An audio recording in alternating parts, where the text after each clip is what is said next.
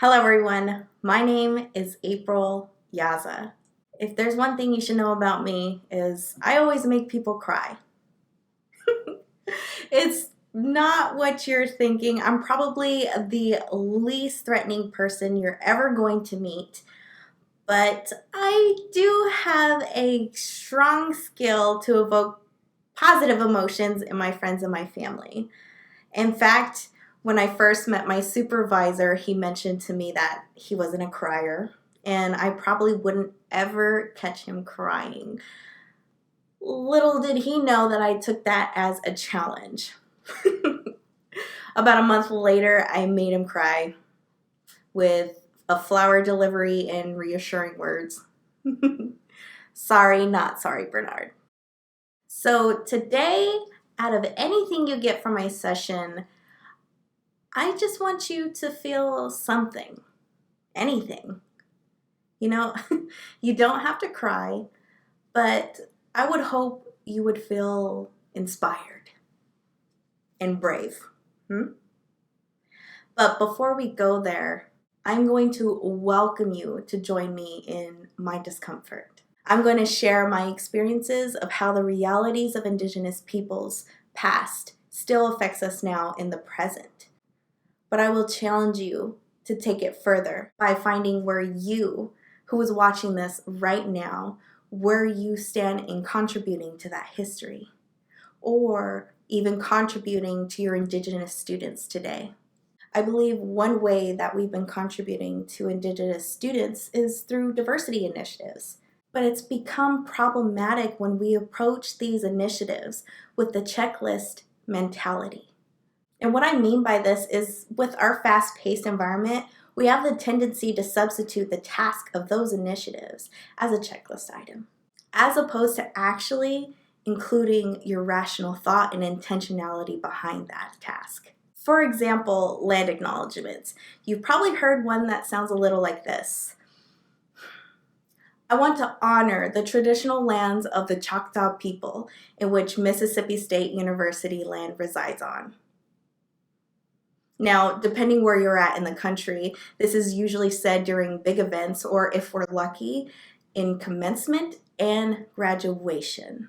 And you see, giving a statement like this is great. It's a great start. But it's just that. It's a start.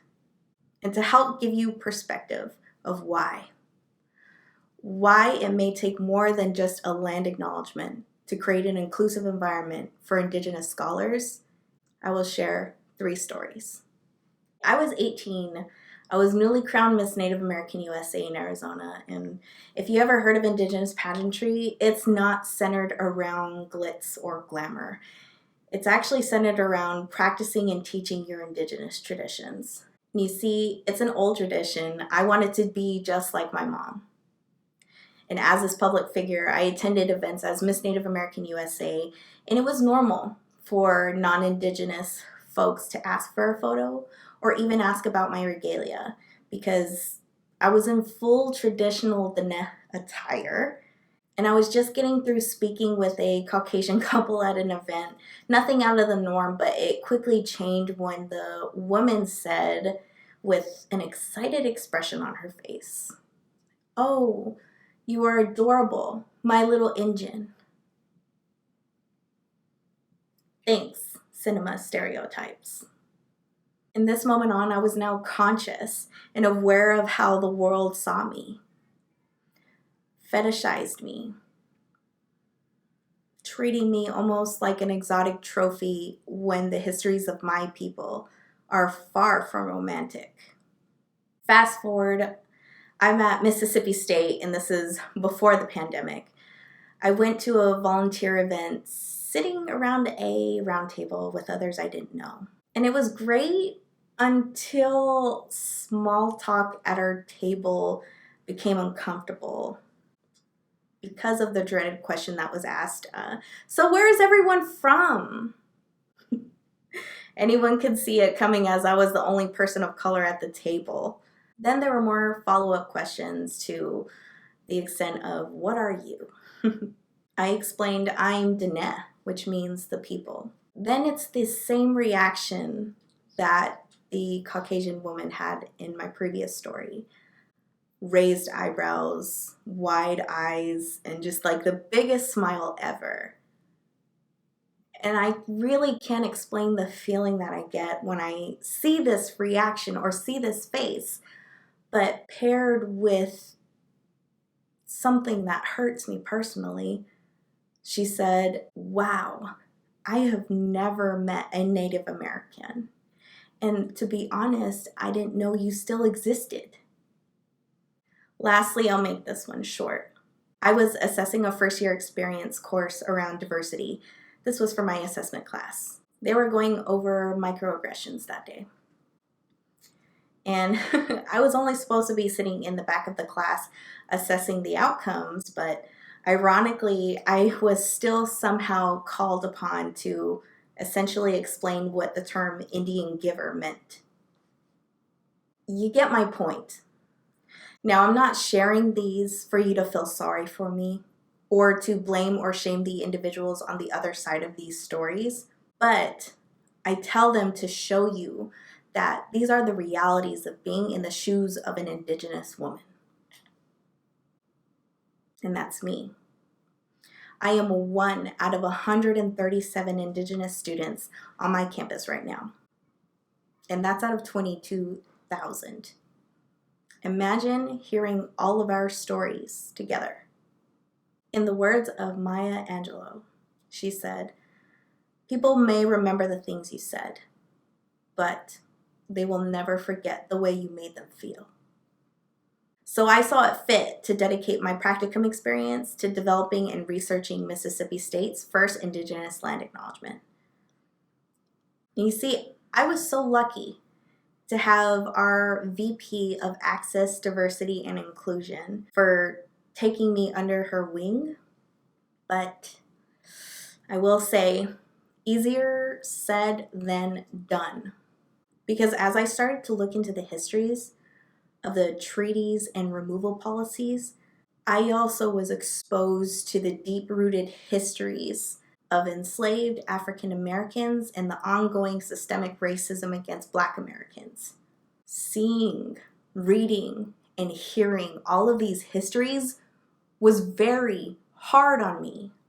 I started to feel guilty about myself for not knowing these histories before. I was mentally exhausted, and it was not uncommon to have physical manifestations of my anxiety for going through these histories.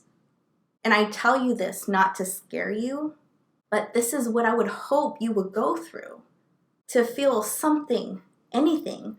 Remember what I said at the beginning of this presentation. I am going to welcome you to join me in my discomfort. And I'm going to share my experiences of how the realities of Indigenous peoples past still affect us now in the present. But where you come in is that I'm challenging you to take it further by finding where you, who is watching this right now, where you stand in contributing to that history and where you stand in contributing to Indigenous scholars in the present. Indigenous scholars. Indigenous scholars like me. Because even as an Indigenous scholar myself, Diné, born and raised, it's hard even for me. But I have to be brave. I have to be brave to ensure the administration on my campus sees me. So I'll end with this. Like our profession in student affairs and higher education, we would hope to guide our students so they are self-motivated and self-sufficient and independent, not to just simply give them the answers. And this session is called DIY Indigenous Land Acknowledgements. And I ask you to do just that, to do it yourself. Here is a guide to get you started. When you do, remember, this is only the start. And for me, I would hope it would be a start to intentional efforts to providing an equitable and inclusive environment for your future Indigenous scholars. Thank you. Yeah.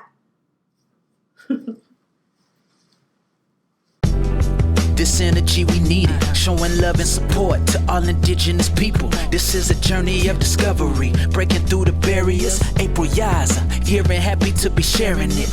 Yeah, an indigenous scholar, making the world a better place today and tomorrow. DIY Indigenous land acknowledgements. Let's go.